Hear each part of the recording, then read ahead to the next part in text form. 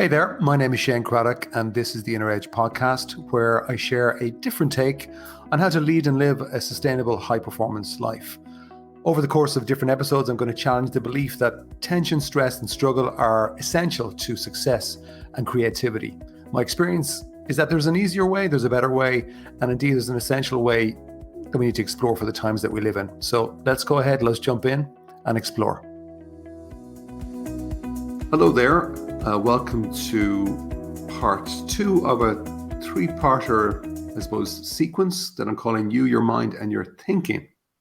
Now, in the previous episode, part 1, I suppose just explored a little bit around, from my perspective, what your thinking means. And in today's episode, I'm going to talk about your mind. Now, even as I'm saying that, I'm thinking about a song by the Pixies from my youth called Where Is My Mind? Where is my mind? Which is a good question. But also, what is my mind? So we're going to maybe explore that a little bit. Maybe explore perhaps the unexplorable, maybe. Anyway, Shane loves a challenge, so here we go. So the first thing I want to say is that you are not your mind. You have a mind. You're not your mind. You have a mind, which for perhaps many people listening to this, that might be a little bit confusing. So let's see where we go with this. I remember the very first time that I heard that and it struck me was when, if you recall, if you've listened to any of these episodes, maybe the earlier ones, I think one of the first 10 episodes, and actually I need to give myself a little bit of a shout out. It just has a bit of fun. This is a slight digression now here on my own behalf, so indulge me for a second. There's a very famous clip of Snoop Dogg, the rapper, getting his star of fame on the Hollywood Boulevard in Los Angeles. And when he's asked to, all the celebrities are there, the famous people, they're all saying lovely things about him. And then it comes to him, so he has to do his little speech. And then he does the opposite of what most people do. Most people are like, well, I want to thank God, I want to thank my agent, I want to thank my wife, my husband, whatever. He gets up and he goes, I want to thank me. I want to thank me for getting up early, for going to sleep late, for putting in the hard work. I want to thank me for persisting in the face of adversity. He goes on and on for maybe 2 minutes. It's quite funny. Anyway, actually, I might put the link in the show notes if you haven't seen it. It's worth a watch. Anyway, I'm just going to say to Shane here, I want to thank me for getting to 100 episodes. And if you've listened to a lot of these or all of these, or even just a few of them, thank you, because I guess when people tune in, it gives me an incentive. The stats, as I see them, seem to be growing all the time, which is lovely. So yeah, I want to thank me. Right, back to it.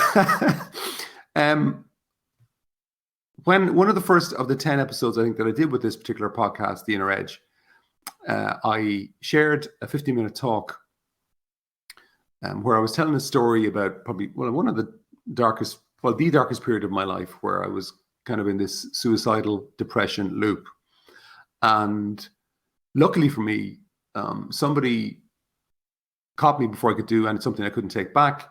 And then they also introduced me to a phenomenal person who was a counselor. But on the very first session, there was multiple things that they said. I mean, to have support, to have somebody you can talk to, somebody with real life experience who've gone through their own pain. And so they had credibility, and they not only that, but they also had empathy and they had compassion, but they also had skill. It was incredible. But they said different things to me. And there was something that they said to me, and I know that they didn't mean it to impact me probably in the way that it did, but this was the start of something significant in my life. And so what I'm going to tell you is what this person said to me was, Shane, do you realize that you have a mind? Now, I heard that 2 ways. One is that, okay, I have a mind. What's a mind?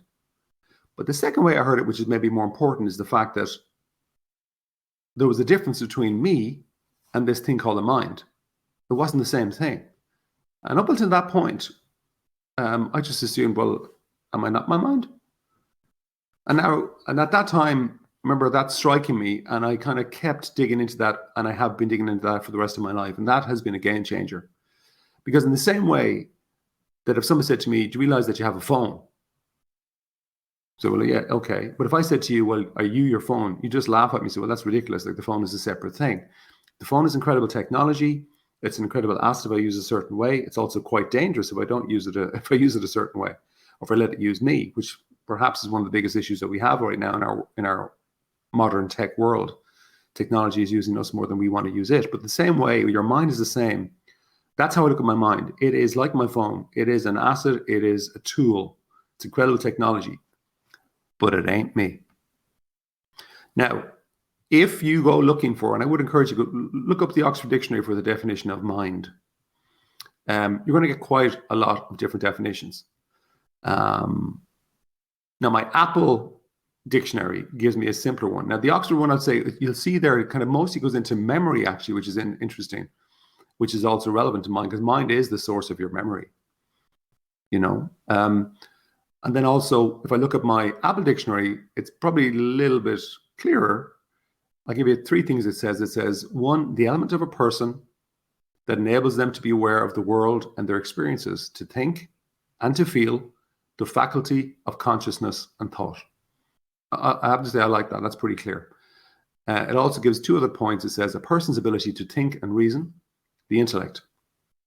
And then number three is a person's attention. For example, like keep your mind on the job.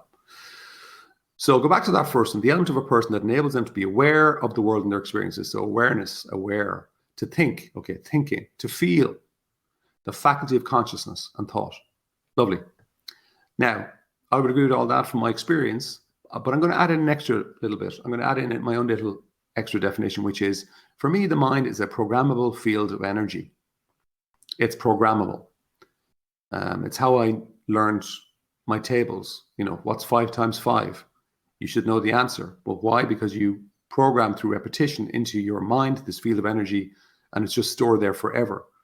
Same way you learn how to drive a car. At the start, it's clunky, but through repetition, you program it in. And somebody might say, yeah, but that's your brain. And I would say, yeah. Neuroscientists would say that the brain is the seat of the mind, but they do interplay with each other for sure. And then the last feature, the thing I'd say about the mind is that without a doubt, your mind is a thought-generating machine. We talked a little bit about thinking in the last episode, but your mind is a thought-generating machine. The question is, we never really question, or so the point is we never really question those thoughts. Where are they coming from? Because a lot of those thoughts, they'll either do one of two things. They'll either lift your spirits, those thoughts, or they'll lower them. And that's an important part to be aware of. Now, when I was depressed, my mind essentially was creating thoughts that were extremely depressive. And then it was like an assassin that tried to take me out. My mind had convinced me to take myself out. It wasn't supporting me. And so I suppose now that I got a second chance, I went, okay, well, I need to figure out how to get my mind to support me, because I have a mind. It's not me. So I need to find ways for my mind to support me. Now in business, you know, more and more you'll hear companies talking about our most valuable asset are the minds of our people. What does that mean? So again, if we can kind of get our minds focused on an impossible goal, like sending a human to the moon, we can do amazing things because our minds are amazing. They can split an atom. They can create great companies. They can imagine great lives. They can shape great things. But if we live in our minds, if I live in my phone, I'm going to have a problem. And for me, that's what I see more and more of people is that, yes, they're using their minds for good things, but if they stay in their minds, they're not fully leveraging the power of their minds. Plus also it gets very stressful and sometimes dark in there. Now, when I say dark, I don't necessarily mean being depressed like I was. I just mean in terms of if you don't really understand that you have a mind and then how can I leverage that mind, at some point you're going to get caught out. And when you get caught out and you're stuck in the machine, that's disconcerting. And for me, even the best of the best, that will happen to them if they don't understand what I'm talking about here. Plus, you know, in the context of, say, a phone or tech, your mind sometimes, you know, might get a virus. When the punch comes or somebody says something or you go through a period of adversity.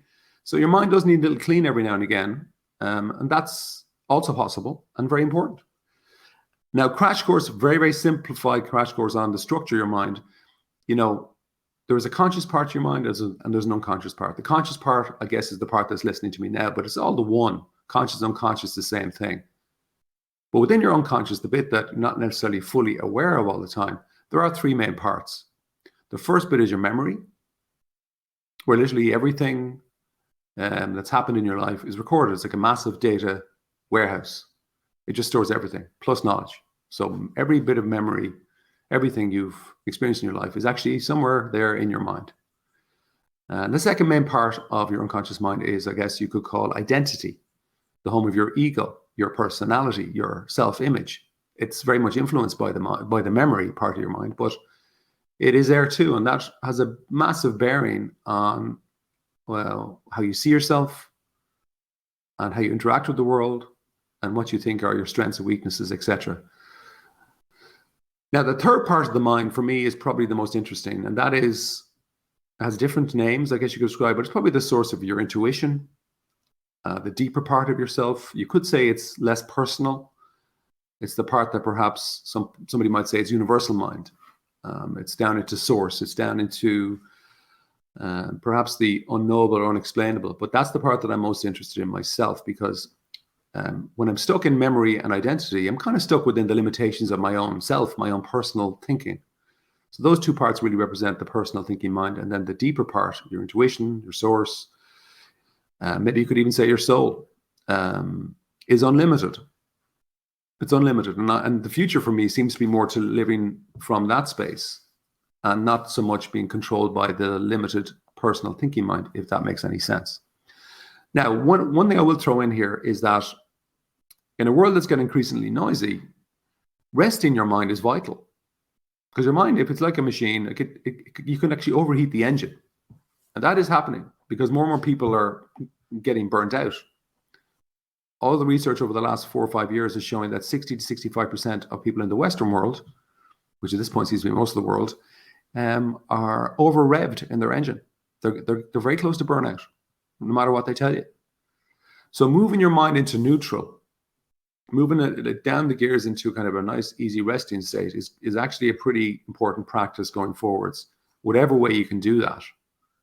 Now, when you do that, something interesting emerges insofar as that it brings with it very nice benefits in terms of clarity, presence, a more relaxed state, and also a kind of a deeper level, a higher quality actually of thinking. So, with the time that I suppose I have for these little episodes, I'm really just here to kind of throw things out for you to consider, that you have a mind in particular now. But the question is, I suppose, for you is, well, how do you look after your mind? You have this amazing tool. It can create incredible things, but it can also shut you down, as I found out. And I guess that's part of what my work is to find ways to help clients understand how to look after your mind and then how to leverage it. So how do you actually rest your mind? Do you even understand the value of that? In professional sport, they'll say now rest is training. When it comes to your mind, I agree. The same thing applies. Rest is training. How do you rest your mind, or do you even rest your mind? And is your mind supporting you towards what you're trying to create in your personal life, in your career, or your business? Is it supporting you? Have you programmed that programmable field of energy to support what you're about, your highest good? Now, there's so much more I can go into here, and maybe I'll create a separate audio about this even as I'm talking about it. I might well do that. That's longer form. So let me come back to you on that one. So what I will say to you is from, I suppose, this particular episode is that you have, in caps, you have a mind. It's important to look after it. And when you do that, then it's important to leverage it for your higher good. In the next episode, we're going to go into perhaps the humdinger thing. Question is, well, then, if I'm not my thinking and I'm not my mind, well, then who the heck am I? That's a really, really big question. So we'll dig into that in the next episode. Ciao for now. Bye-bye.